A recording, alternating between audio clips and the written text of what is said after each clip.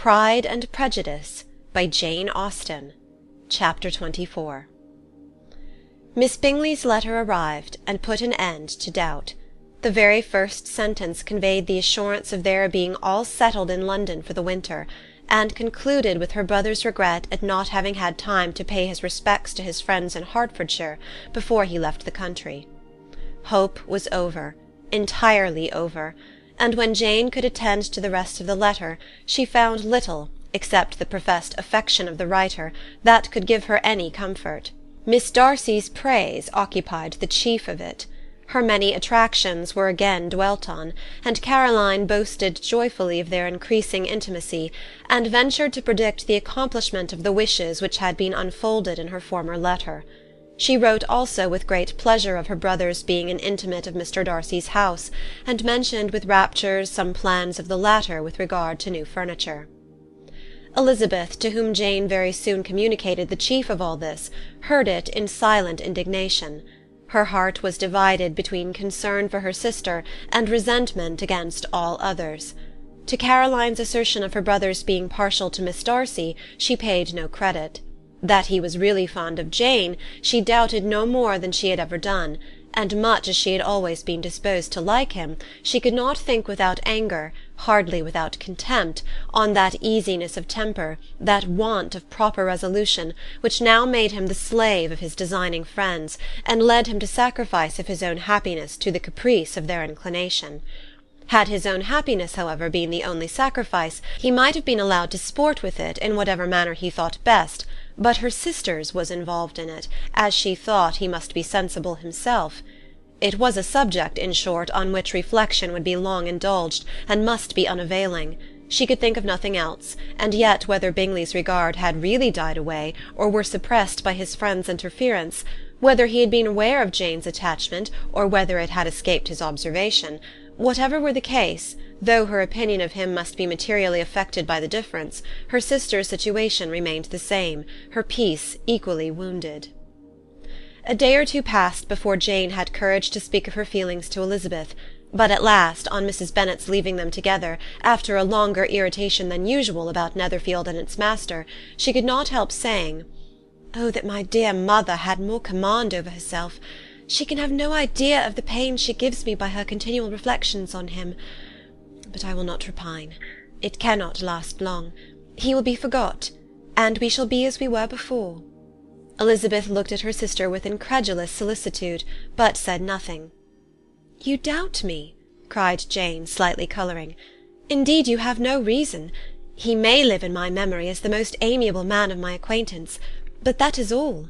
I have nothing either to hope or fear, and nothing to reproach him with. Thank God, I have not that pain. A little time, therefore, I shall certainly try to get the better." With a stronger voice she soon added, "I have this comfort immediately, that it has not been more than an error of fancy on my side, and that it has done no harm to any one but myself." "My dear Jane," exclaimed Elizabeth, "you are too good. Your sweetness and disinterestedness are really angelic. I do not know what to say to you. I feel as if I had never done you justice, or loved you as you deserve." Miss Bennet eagerly disclaimed all extraordinary merit, and threw back the praise on her sister's warm affection. "Nay," said Elizabeth, "this is not fair. You wish to think all the world respectable, and are hurt if I speak ill of anybody. I only want to think you perfect, and you set yourself against it. Do not be afraid of my running into any excess, of my encroaching on your privilege of universal goodwill. You need not. There are few people whom I really love, and still fewer of whom I think well. The more I see of the world, the more am I dissatisfied with it, and every day confirms my belief of the inconsistency of all human characters, and of the little dependence that can be placed on the appearance of merit or sense. I have met with 2 instances lately. One I will not mention, the other is Charlotte's marriage.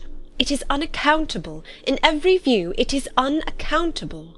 "My dear Lizzy, do not give way to such feelings as these. They will ruin your happiness. You do not make allowance enough for difference of situation and temper. Consider Mr. Collins's respectability, and Charlotte's steady, prudent character. Remember that she is one of a large family. that, as to fortune, it is a most eligible match, and be ready to believe, for everybody's sake, that she may feel something like regard and esteem for our cousin. To oblige you, I would try to believe almost anything, but no one else could be benefited by such a belief as this. For were I persuaded that Charlotte had any real regard for him, I should only think worse of her understanding than I now do of her heart. My dear Jane, Mr. Collins is a conceited, pompous, narrow-minded, silly man. You know he is, as well as I do. And you must feel, as well as I do, that the woman who married him cannot have a proper way of thinking.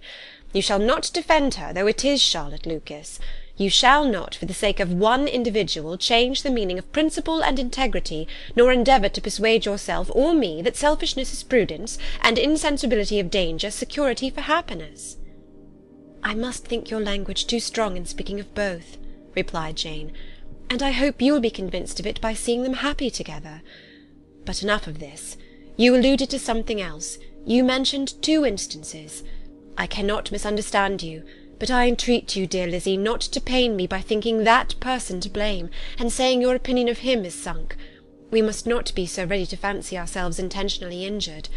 We must not expect a lively young man to be always so guarded and circumspect. It is very often nothing but our own vanity that deceives us.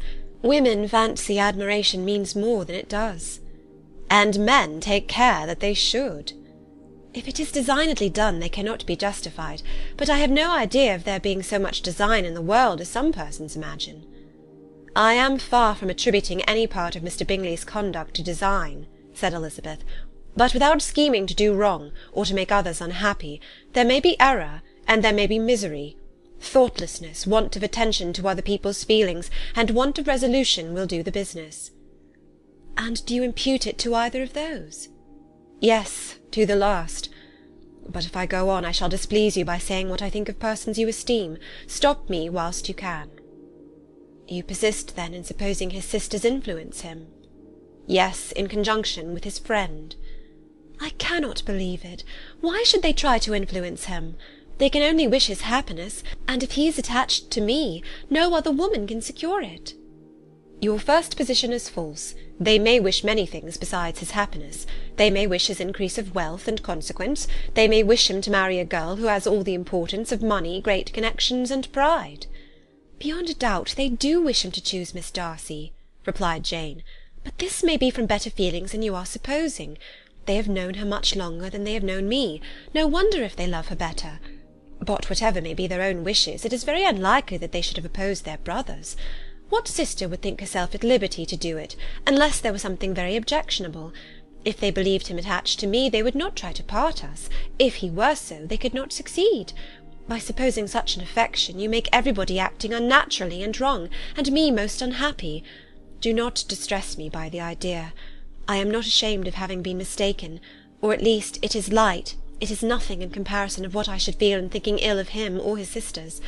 Let me take it in the best light, in the light in which it may be understood. Elizabeth could not oppose such a wish, and from this time Mr. Bingley's name was scarcely ever mentioned between them. Mrs. Bennet still continued to wonder and repine at his returning no more, and though a day seldom passed in which Elizabeth did not account for it clearly, there was little chance of her ever considering it with less perplexity. Her daughter endeavoured to convince her of what she did not believe herself, that his attentions to Jane had been merely the effect of a common and transient liking, which ceased when he saw her no more. But though the probability of the statement was admitted at the time, she had the same story to repeat every day. Mrs. Bennet's best comfort was that Mr. Bingley must be down again in the summer. Mr. Bennet treated the matter differently. "So, Lizzy," said he one day, "your sister is crossed in love, I find. I congratulate her. Next to being married, a girl likes to be crossed in love a little now and then. It is something to think of, and it gives her a sort of distinction among her companions. When is your turn to come? You will hardly bear to be long outdone by Jane. Now is your time. Here are officers enough in Meryton to disappoint all the young ladies in the country. Let Wickham be your man. He is a pleasant fellow, and would jilt you creditably." "Thank you, sir, but a less agreeable man would satisfy me. We must not all expect Jane's good fortune." "True," said Mr. Bennet, "but it is a comfort to think that whatever of that kind may befall you, you have an affectionate mother who will make the most of it." Mr. Wickham's society was of material service in dispelling the gloom which the late perverse occurrences had thrown on many of the Longbourn family. They saw him often, and to his other recommendations was now added that of general unreserve.